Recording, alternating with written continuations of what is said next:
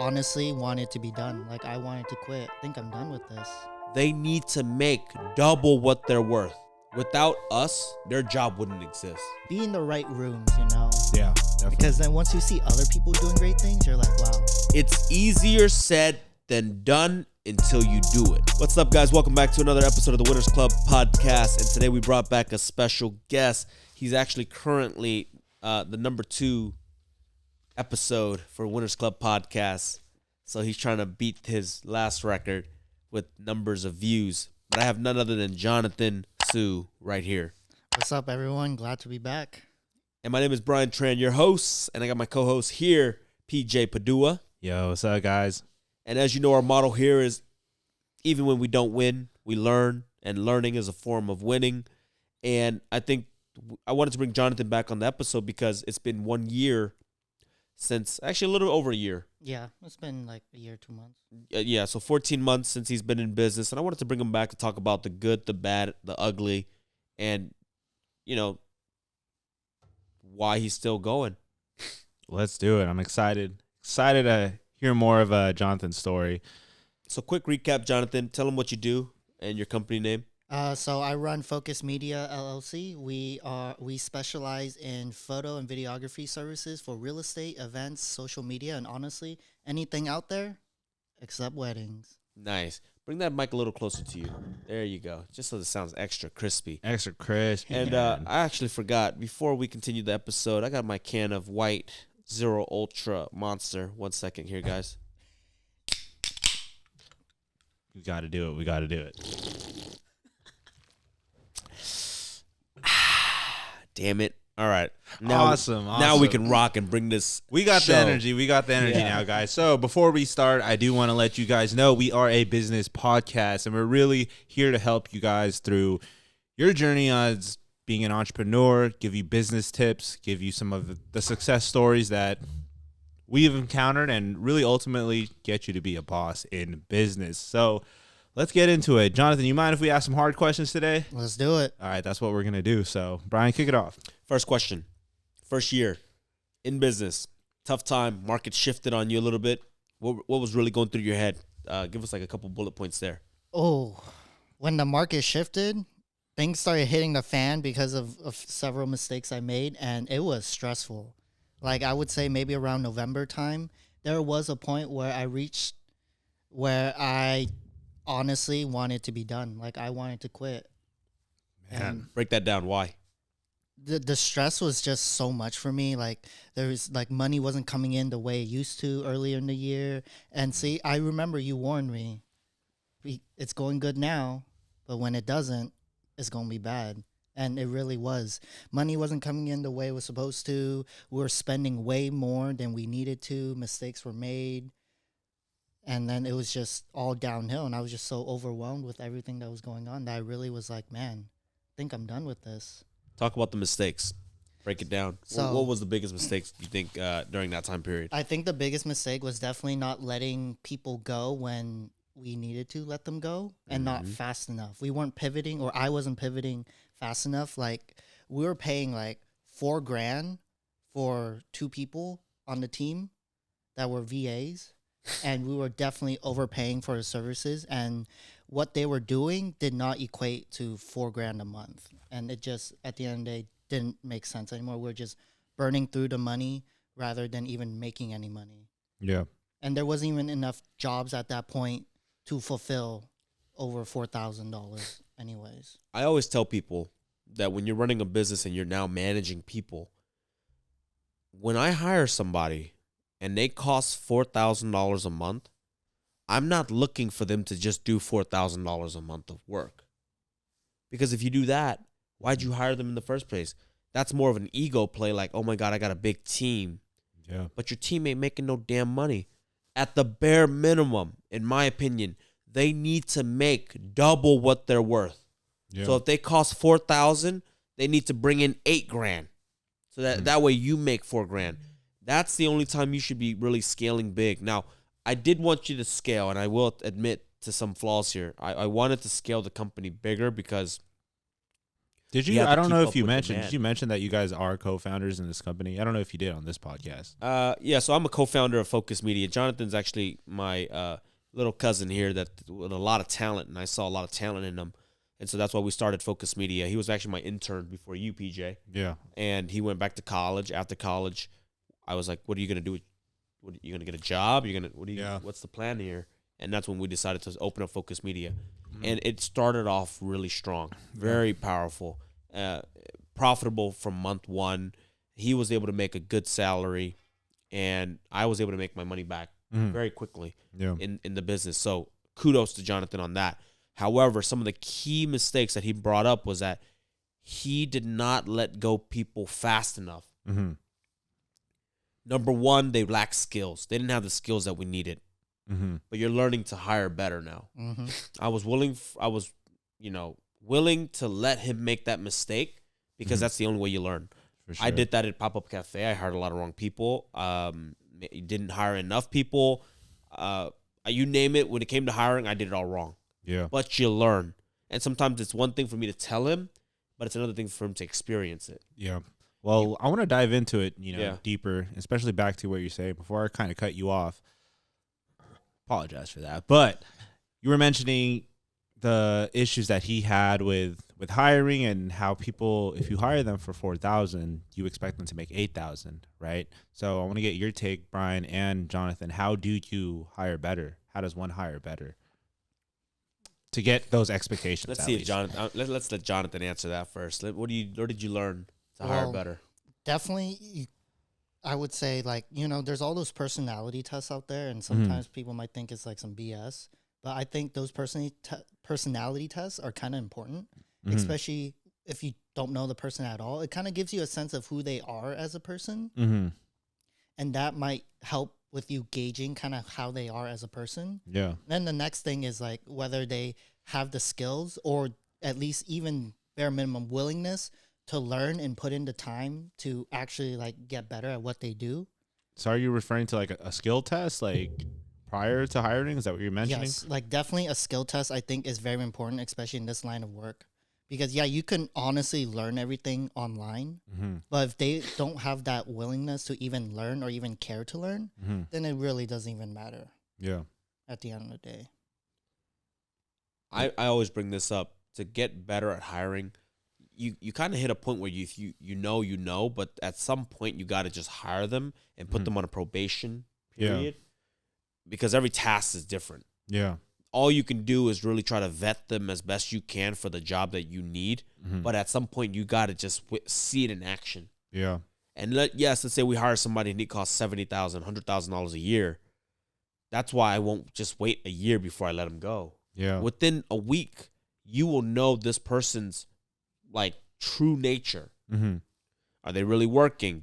Did they really BS their resume? Yeah. Because resumes don't really tell you much about the person. Yeah. They put a bunch of BS reference on there when you call them. Of course, they're friends that are picking up the phone. Yeah. It looks all great, but the proof is in the pudding. If you say that you're good at cold calling, get on the call right now. Yeah. If you can do that in during the interview, Yeah. great. Or in his case, it was editors. Show me your work. Yeah. Unfortunately for them, the work that we were getting back, because personally, it was terrible. That's why I knew to fire them right away. Yeah. Because it was taking up too much of his time, like micromanaging the worker. And then on top of it, it's just like the color grading was all jacked up. I'm not even an editor. Yeah. But I looked at it and I said, this guy's doesn't know what the hell he's doing. Yeah. You gotta fire him. For sure. But I don't know what you were thinking, and you just kept him on. That ended up costing that's why we burned like $4,000 or maybe even a little bit more. Yeah. I mean, So- hard lessons. You definitely remember that stuff as you're going through. It's a failure on its own, but hey, we learn from them. That's what the podcast is all about. Yep. That's right. But what I want to ask is, I know we're talking about hiring, and you were saying resumes could be BS potentially. Yeah. Right. I just want to challenge and ask, can't disc tests and personality tests like that? I'm truly curious. Like, can't those be BS as well? It's Yeah, just- so we went to this conference, Uh-huh. and they actually said that your resume, the interview process, and the disc test are like under 10%, whether or not you'll get a good candidate or not. Yeah. Like meaning you'll have a 10% success rate Mm-hmm. because all those things can be lied. Yeah. What you need to start doing is a predictive index test, which basically tests them on their behaviors and seeing how they respond during certain situation. Mm-hmm. I haven't personally used them yet, but they're saying that that's probably I think upwards of 70-something% effective rate. I see. So, but those programs cost money, and so if you're hiring a lot, I do agree you should probably pay for that program. Yeah. But for me, I don't hire that many people at that high level skill. So my thing is just put them to the test. I'll give you a week. Yeah, I think a week is fair for anybody to prove if they got it or not. You know, if you can't tell within a week, you're probably just being a nice guy. Yeah. And next thing I want to transition to, since I said that, is what is some advice do you have for people who are hesitant to fire and are trying to play the side of, you know, I want to be the nice guy, like I want to give them a chance. What is some advice that you got? Let's start off with Jonathan first. Oh yeah. See, I was that nice guy, and I was just so afraid of like firing them, and I think it really just stemmed from me just not wanting to be the quote unquote bad guy, right? But really, the main thing I learned is that honestly, at the end of the day, it's really about the business and keeping the business alive. And if you can't make those hard decisions, then you just got to make those hard decisions. You just got to be kind of, in a sense, ruthless and just do it, let it go, you know? That's pretty much like what I really learned from it, is that there's really no point in beating around the bush and being nice and giving them all these chances when you know after the first chance that they fucked up already and they're going to keep doing it, and it's just going to be a repeating cycle. So if you already see red flags, just let them go. Just rip off the Band-Aid, huh? Yep, just do it. What about you, Brian? What's You're your running a business, not a daycare. You know what I mean? Like, I'm not here to babysit you. You know, I like that. That was look, man. And here's the thing: it's easier said than done until you do it. Yeah. Then it gets easy. Yeah. Like, I'm not heartless. When I fire somebody, I truly do feel like, damn, I'm here to help you out. It's just you aren't a good fit. Yeah. And you know, your mistakes can't come at my expense. Yeah. Okay? That's what it is. But here's $20. Go get yourself some food, whatever it is. You know, move on. I like that. Yo, But you got to understand that when you get fired, at least in my organization, it's not like, it's just not a good fit. yeah. It's just not a good fit. At the end of the day, you're better off somewhere else. I 100%, you know, love the way that you put it. Well, both you guys put it, right? It's not an easy task. You do just got to, you know, coming from somebody who had that problem, Jonathan, you do just have to rip the Band-Aid. And what I like really about what you said, Brian, is that you're running a business, not a daycare, right? You're not here to hold people's hands. Like, ultimately, you guys are here to both make money, right? Yeah. And, you know, operate at high levels, right? Because if you hire wrong and they don't get the job done and the business goes out, well, now they're screwed and you're screwed. Yeah. So you have to make those hard decisions. You have to make them very quickly. And this does not, in a previous podcast, I brought this up, that being a boss means that you're responsible for your employees' livelihood. Yeah.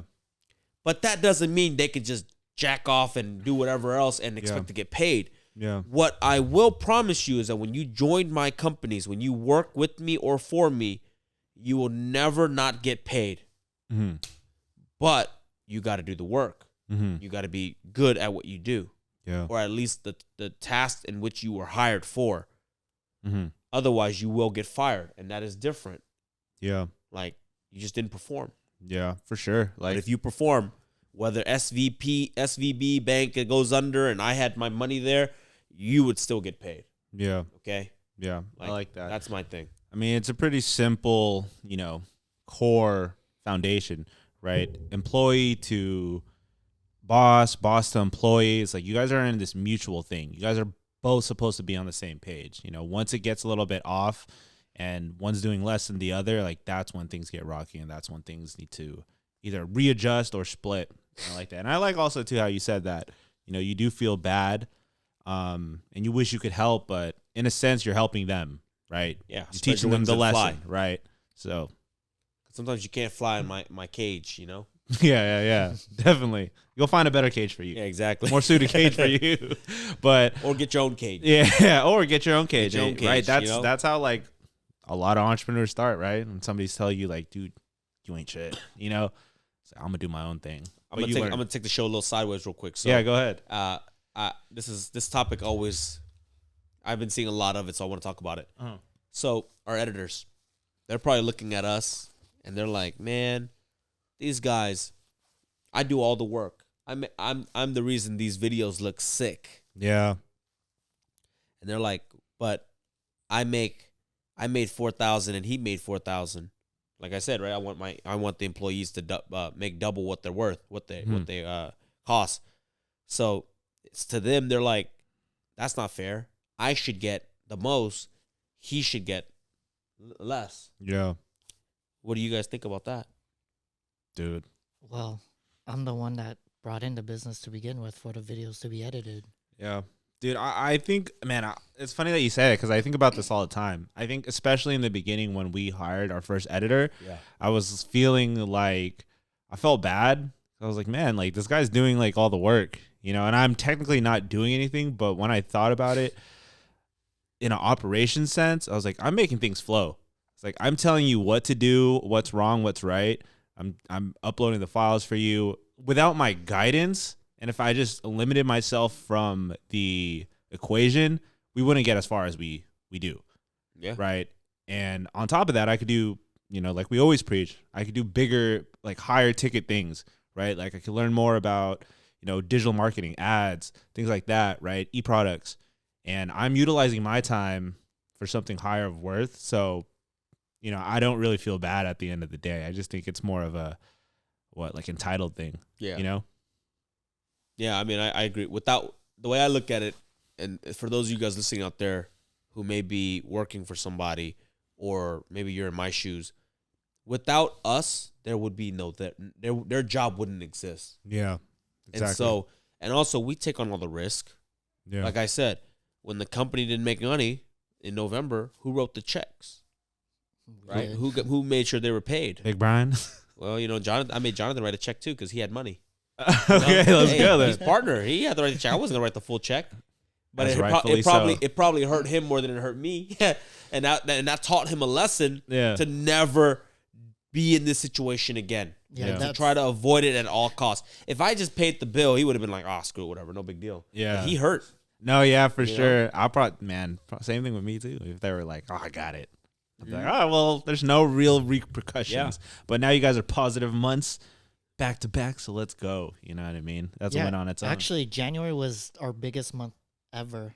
There you go. Dude, let's go. See. Do you think that would have happened had you not had that lesson, how to write the check? Yeah, because it wasn't the biggest month ever, Mm-hmm. revenue wise, but because we cut the expenses down low, Mhm. it was the biggest profit. Yeah. Hell yeah. And that's all you That's give, that's good. all you should care about. Like the ego thing is like, oh, I did this. Like, what a Yeah. real. I'm gonna bring it back to realtors. Realtors love saying, oh, I sold 100 million, but all those deals had partners. And then Mhm. after they bought gifts, and then after they pay, they bought all the marketing stuff, they're left with like Jack Diddley squat. you Yeah. know? Yeah. It Like- should be more like, it should be a new thing instead of saying, hey, like I made this much. It should be like, I saved this much this month. Yeah. Or I helped this many people or something like that. Change it up. Stop. Yeah. Like when realtors brag about how much they sold, it's just so stupid to me because I'm like, you're really telling all your clients like, look at how much money I made off you guys. Yeah. But here's the right way to do it. This is how many families I've helped. This is how much equity I built. This is how much equity I've saved. Can you imagine if you're like, like in this market, it's a buyer's market, right? So in some areas, you saved $100,000 in equity for the buyers, and then you did that 100 times. So Yeah. that's 100 times 100, 10 mil. Like No, for sure. I put $10 million back in my client's pocket in equity. I mean, I'm not going to Imagine lie. that marketing piece. I would enjoy that person more, to be honest. I'd probably buy from that person who's saying like, oh, I helped this many people, you know, etc. That's and that, compared to the person who's like, I made 100,000 this month just selling homes, guys.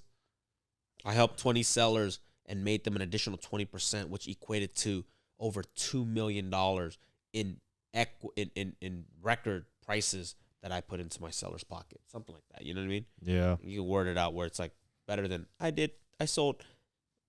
don't know. You see it all the time. Like, I sold 100 million. Yeah. Like, okay. Right. Yeah. There's a better way to interpret it. So anyways, bringing it back to Jonathan, what else? What key takeaways? What other key takeaways did you share? What were some? How did it feel? Like, you talked about the bad. Let's talk about the good, right? Yeah, let's ask that, man. Like, how did you feel, like at the when you had a record month in January? How did you feel? How did you walk? You walked with your head high or low? Man, in January when we were up, I felt great. Like, I felt invincible. Like, you know, we went to Vegas. We had that event with Ryan Pineda. We came back. Oh yeah, I remember that. You were actually working really well. It's funny because you weren't really like celebrating like at the moment, but you were working hard, because I remember you were telling me, like, oh, I closed these deals. I learned this new. I learned that new. So yeah, so like literally the day we flew back, we got back from Vegas. You know, it was like 7, 8 p.m. at night.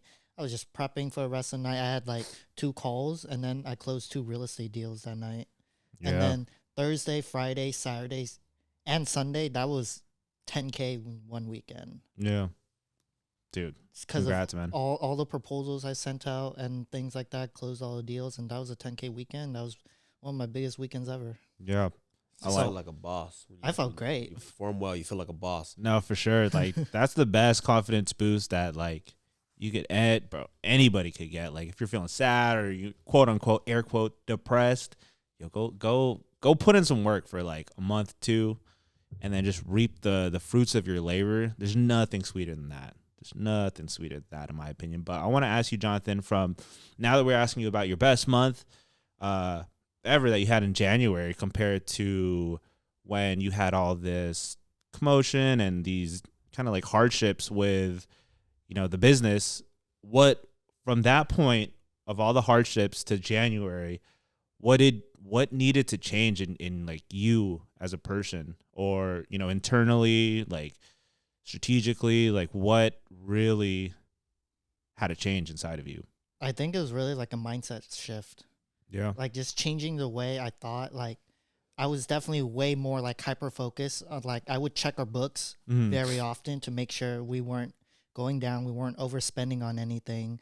I started just removing stuff that was just not necessary anymore, even like subscriptions and things like that. Like, I just really looked back at everything and was like, all right, do we actually really need this? Like, how often are we even using this? Or are we just burning money? Yeah.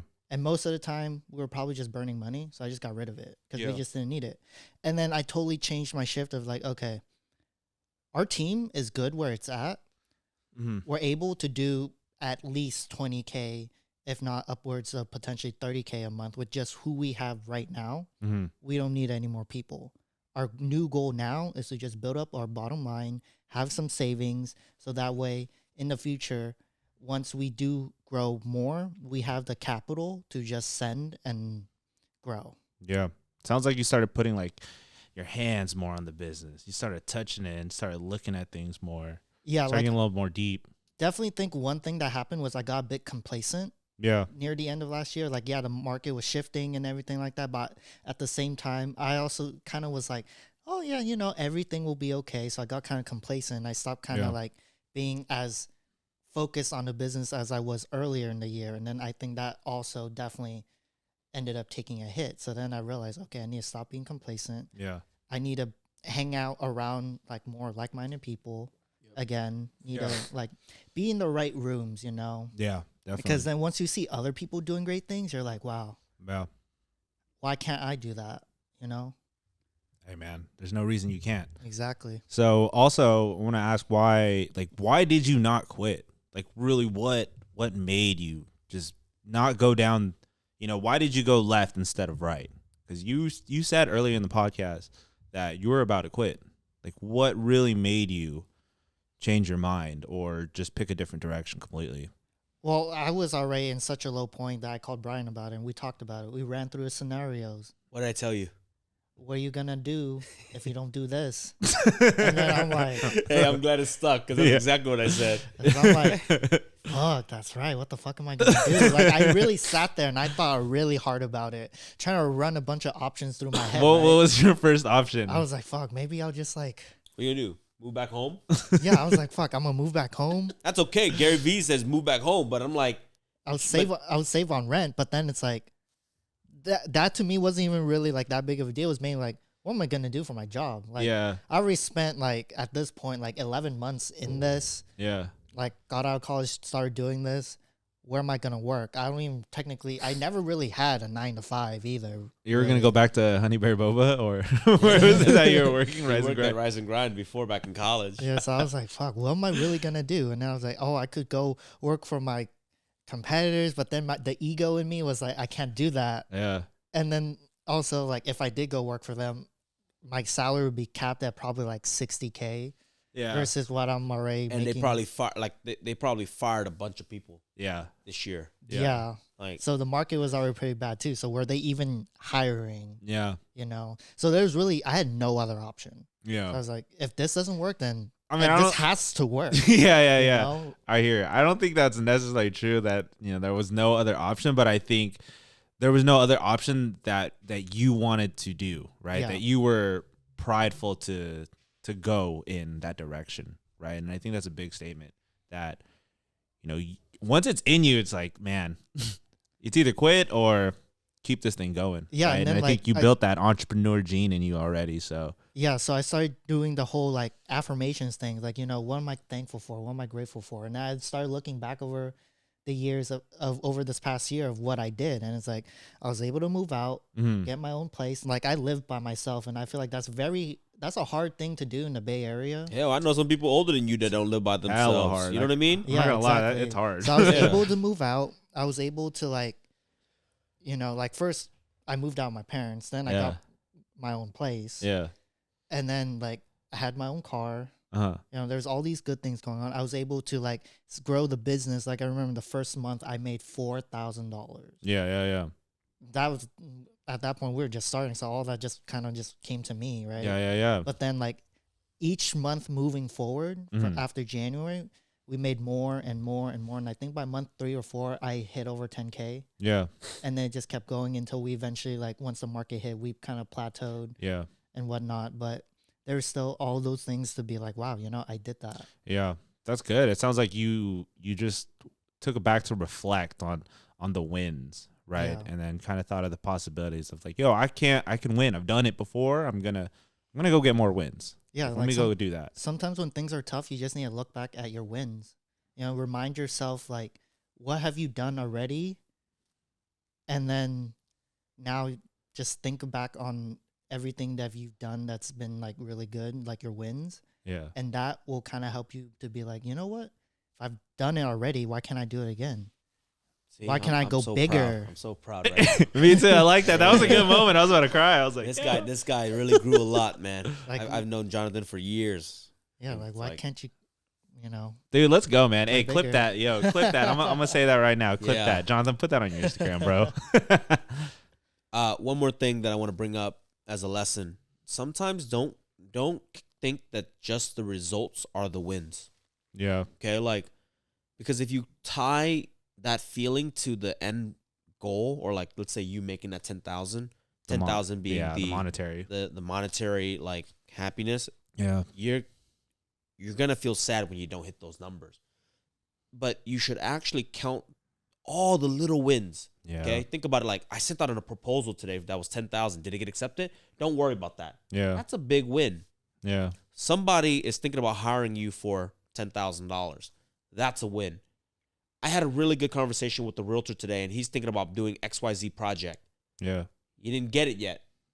Don't spend the money you didn't get. That's another. Don't do that. But that's a win. Yeah. Celebrate that win. Dude. You had a successful day, just prospecting and DMing 20 realtors that actually responded to you. That's a win.